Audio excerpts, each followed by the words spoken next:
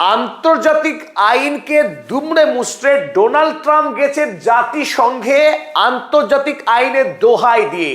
ইরানকে আক্রমণ করবার পর ইরান যখন ভয়ঙ্কর প্রত্যাঘাত শুরু করেছে আমেরিকা, ইসরায়েল এবং মধ্যপ্রাচ্যে আমেরিকার থাকা সামরিক সেনা ছাউনিগুলোকে, তখন ইরানের বিরুদ্ধে প্রস্তাব নিয়ে হাজির ডোনাল্ড ট্রাম্প জাতিসংঘের নিরাপত্তা পরিষদে। উদ্দেশ্য ইরানকে হাতকড়া পরানো, যাতে ইরান আমেরিকা এবং ইসরায়েলকে একসঙ্গে যেভাবে পেটানো যাতে বন্ধ করা যায়। তার জন্য যুদ্ধবাজ মার্কিন প্রেসিডেন্ট ডোনাল্ড ট্রাম্প তার আন্তর্জাতিক যুদ্ধ অপরাধী বেঞ্জামিন নেতানিয়াহুকে বাঁচানোর জন্যে আমেরিকার মধ্যপ্রাচ্যের মার্কিন সেনা ছাউনিগুলোকে রক্ষা করার জন্য তিনি এবার জাতিসংঘের দ্বারস্থ হলেন। ইরানের বিরুদ্ধে ইউএন সিকিউরিটি কাউন্সিলে তিনি নিন্দা প্রস্তাব পাশ করলেন। এক নক্কারজনক ঘটনা। এ ঠিক সেই গল্পের মতো, গ্রামের মডেলের ছেলে চুরি করতে গিয়ে ধরা পড়েছে কৃষকের বাড়িতে। এবার কৃষক মডেলের চোর ছেলেকে বাড়িতে আটকে রাখার জন্য পরের দিন বসেছে মিটিং। আর সেই মিটিংয়ে মডেলের ছেলের নামে কোনো অভিযোগ নেই, বরং বিচার করা হচ্ছে কৃষককে। সে কেন মডেলের ছেলেকে বাড়িতে আটকাবে, তাকে কেন চুরি করতে দেওয়া হবে না। ঠিক ব্যাপারটা এই রকম।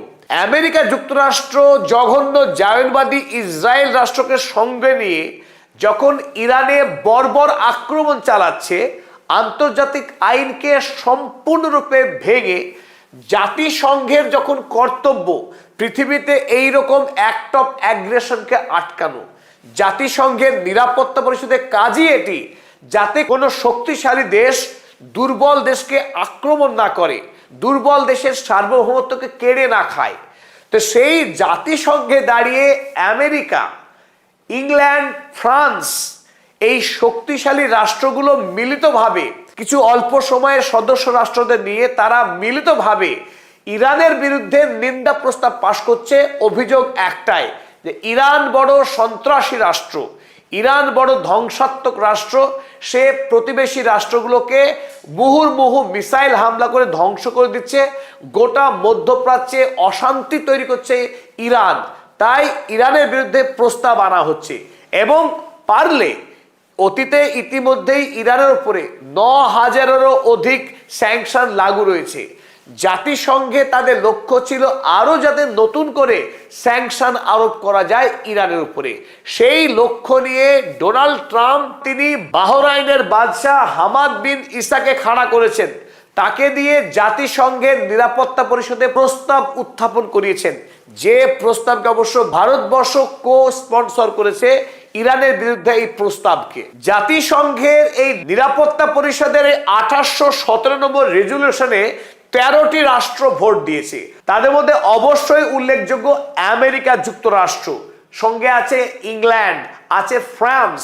তার সাথে এই প্রস্তাব আমরা আগেই জানিয়েছি, এই নিন্দা প্রস্তাব এনেছে বাহরাইন। এই নিন্দা প্রস্তাবের পক্ষে নিরাপত্তা পরিষদের অস্থায়ী কিছু সদস্য তারা ভোট দিয়েছে, যেমন Colombia, Congo, Denmark, Greece, Latvia, Liberia, Pakistan এবং পানামা। তবে তাৎপর্যপূর্ণভাবে রাশিয়া এবং চায়নাই নিন্দা প্রস্তাবে যে প্রহসন, সেই প্রহসনটাকে ফাঁস করেছে। এক অদ্ভুত প্রস্তাব, যখন হামলাকারী রাষ্ট্রের বিরুদ্ধে প্রস্তাব না এনে নিন্দা প্রস্তাব পাশ করা হচ্ছে যে রাষ্ট্র আক্রান্ত হয়েছে। ইরানকে আক্রমণ করে আমেরিকা বিল আনছে ইরানের বিরুদ্ধে। এক নজিরবিহীন, এক তামাশা।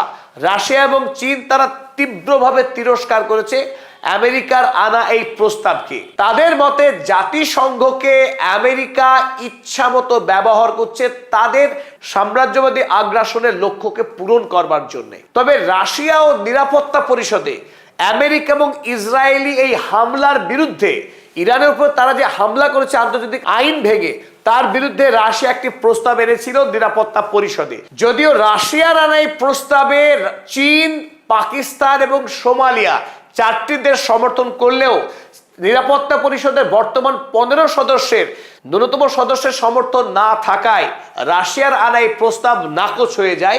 তাতে ভোটাভুটি হওয়ার কোনো সুযোগ তৈরি হয়নি। তবে জাতিসংঘে ইরানের স্থায়ী সদস্য আমির সৈয়দ ইরাভানি তিনি নিরাপত্তা পরিষদে আনা ১৮১৭ নম্বর রেজলিউশনকে সম্পূর্ণ অন্যায় এবং অনৈতিক বলে ব্যাখ্যা দিয়েছেন। ইরাভানি জানিয়েছেন এই রেজলিউশন আনজাস্ট এবং